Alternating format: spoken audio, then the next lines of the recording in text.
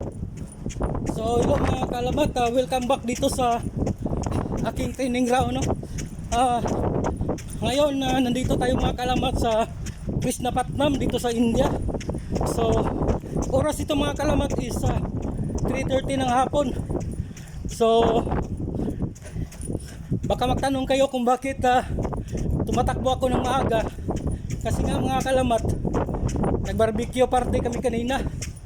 So dinamihan ko na yung handa para hanggang hapunan na. So kaya andito ako ngayon, nakatakbo ng maaga. So napakainit ito mga kalamat, no? Tirik na tirik yung araw.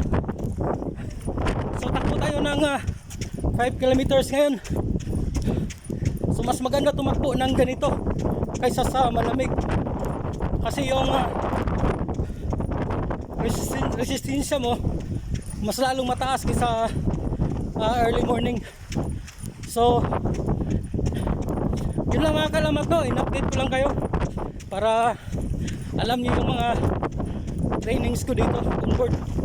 So yun lang mga kalamat, maraming salamat. Please subscribe, like and share para lagi kayong updated kung meron tayong mga latest videos. So that's all for today. Maraming salamat, God bless, and see you next time.